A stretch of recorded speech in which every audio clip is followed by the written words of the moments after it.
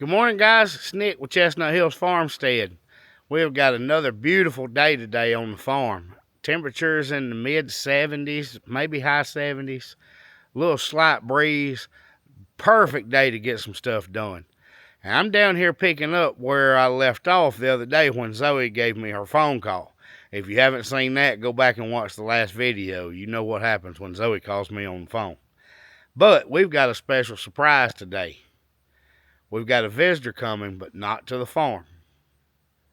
I'll tell you more in a little bit.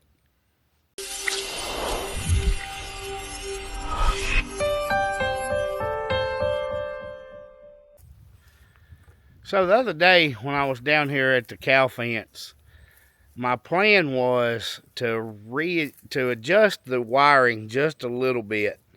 The way we've got it works fine, except that we're in such dry conditions. And if you've ever dealt with dry ground on the ground itself, I've got a 6-foot ground stake driven in, but once the ground gets super dry, you don't get a good ground connection. So the best way to combat that is to alternate your hot wire and ground wire. That's what we're going to be making an adjustment on. I'm going to have the bottom wire as the ground, the bottom wire is the hot, the next wire is going to be the ground. That way when they try to squeeze through, they make that connection, and that solves a little bit of a problem. We probably could have done that and saved ourselves some headache with Ferdinand, but then again, you've got a bull that's really determined. He would have eventually just torn it up. So we want to make an adjustment to the fence. And we haven't decided yet whether we're leaving the cows here and bringing alpacas to them, or we're taking the cows to the alpacas and moving the donkeys down here. We just have not decided on that yet.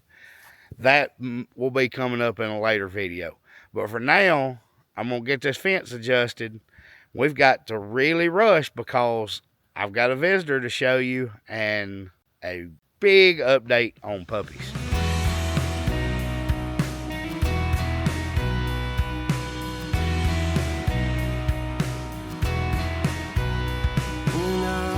Lost and hopeless,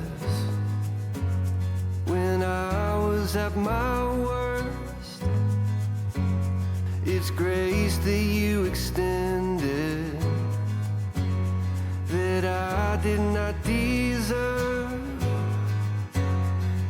I am so amazed by all you have done. I cannot explain the depth of your love.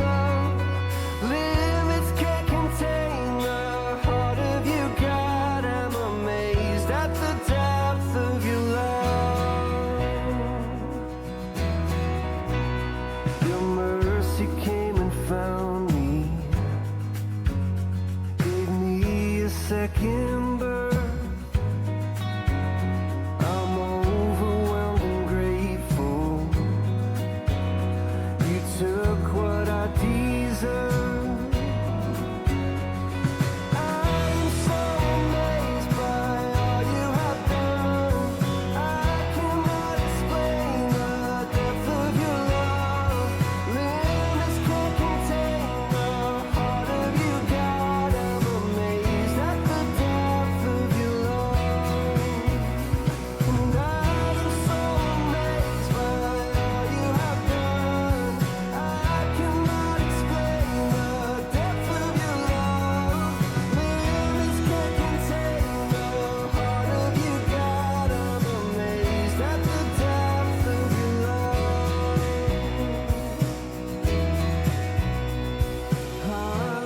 Hallelujah. Love has made a way. Hallelujah. Forever I give thanks. Hallelujah. Love has made a way. Hallelujah. Yeah, forever I give thanks. Oh, and I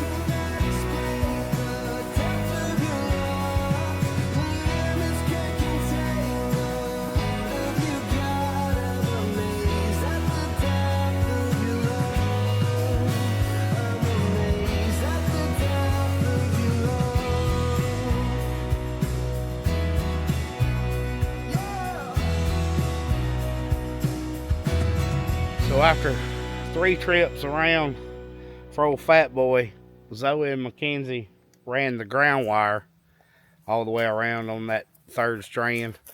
We're going to tie it in and see if this voltage improves some.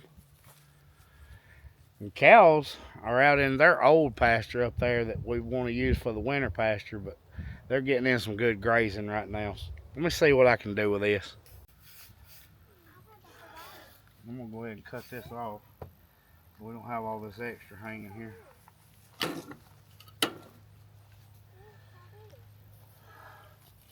So this gonna be where we tie our ground in. And hopefully that gives us what we gotta have. And then that'll be our hot wire there.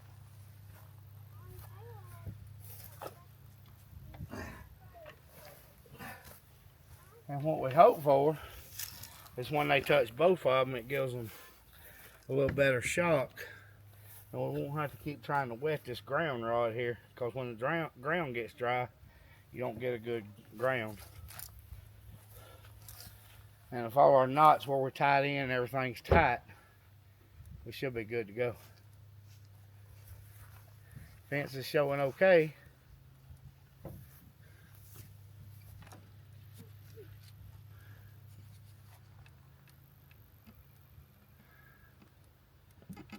Showing a good full charge, because it hadn't been on in a couple days. All right, Mackenzie's got the tester to see what our voltage is at.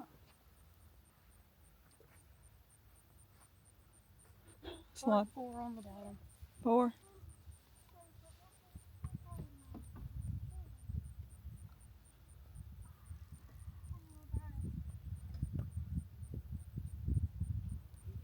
Two on that one. How many? 2. Yeah, that's the ground. Test the 3rd one.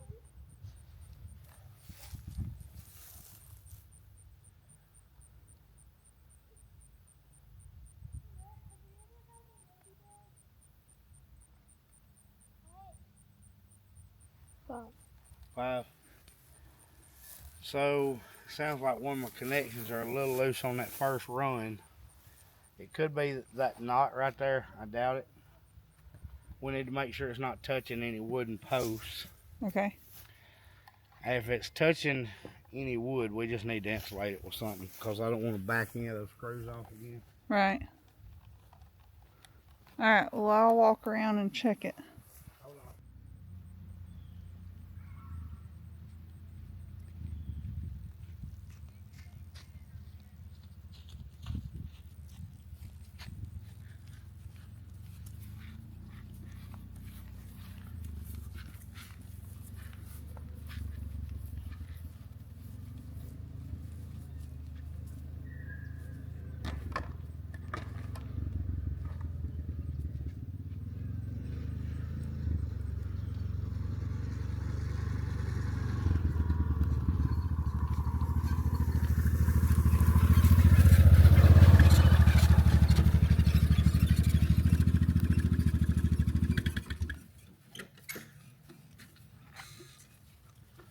You taking a bucket to Bruno? Yeah. All right, go ahead and shut that gate when you get over there.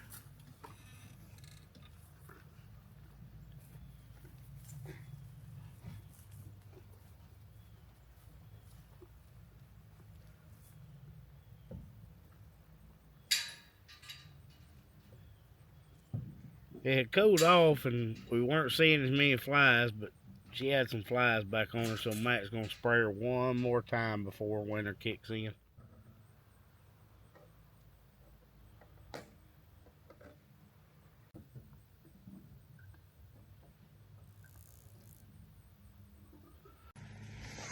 Come on, Bruno.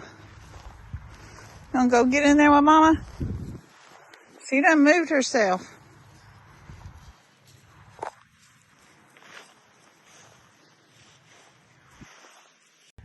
Come on. Come on, Bruno. Mama's already put herself in. Don't you go that way. Come on, Bruno. I'm going the wrong way.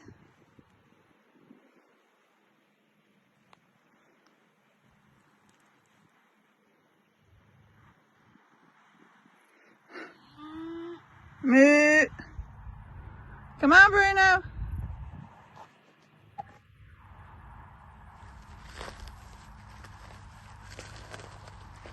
Bruno.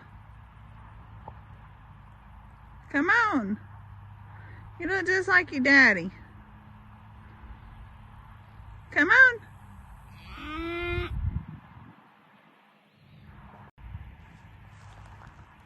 Come on. You ready to go get Mama?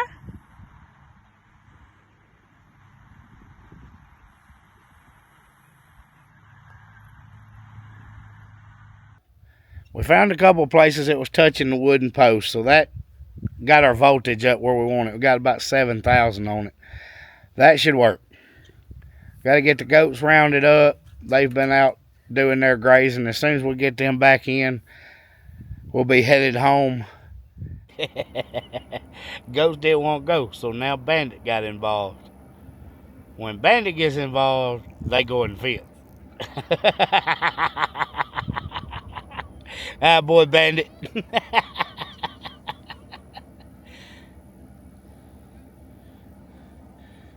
Bandit don't like nobody outside the fence. Y'all better go.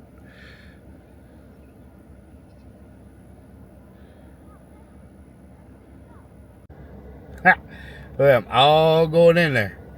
So Chad's got Bandit on his long leash. Now you can't just turn him loose, because then he wants to run them in circles. He'll get to the gate before they do and end up turning them right back out sometimes. Not always, but sometimes. So, since we're transitioning back to home, let me show you what happened there before we ever left this morning. We got a visitor coming today, and it's probably somebody you're going to recognize.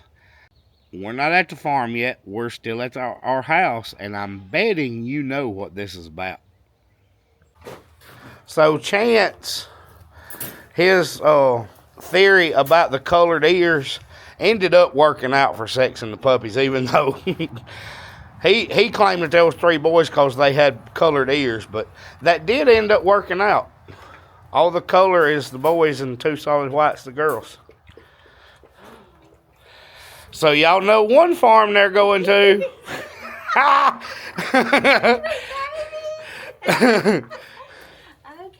let's see. So there's one farm they're going to. Okay, this little girl. That thing is a chunk. She is a chunk. And this little boy. Uh-oh. Yes. She's made the pics. There they are. Now, I've been told that you already have a name for the boy. I do. Yes. All right. So, you know No, that. you can't name them all Buddy Rat. Hush. No, What? when you call Buddy, they all. Oh, they do all come. Well, it's funny because we were picking out names yesterday, Tony and I were, and I looked at him and I said, "How about Buddy?" Well, they named him on the video. Yeah. And so he's like, "What?" And I'm like, "No, seriously. You know how much I love Sasquatch, right?" Uh-huh. Maybe. Okay. A little bit. So, I love all things Sasquatch. Bigfoot, Littlefoot. And a white Sasquatch is a Yeti. Exactly. So his name is Yeti. Are you Yeti? I'm Yeti. And this one here is actually going to a goat farmer friend of mine that was looking for a Pyrenees pup. And he's in the medical field.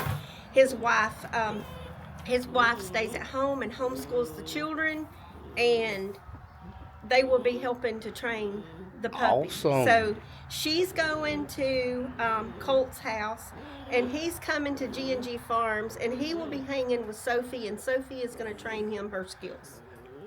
Yeti, you'll be trained by Sophie. You hear him? You hear him? He sounds like a Yeti. He does. He sounds just like a Yeti. He's talking. They Are are. you talking like a Yeti? They are chunks. They are. Oh, they're heavy. Mm-hmm. They are seriously heavy. So I know, he is just precious. Now, Tony asked how many I was going to get, and I said 5, and he said no. You ain't getting all. Hey, you hush. Listen, But my, Daddy said if she wants hey, 4 full-grown Pyrenees go through 50 pounds of feed a week. Okay, so, you know, Bad. I understand because, you know, I have, matter of fact, I had to stop by Tractor Supply and get a 50-pound bag of puppy chow before I came here.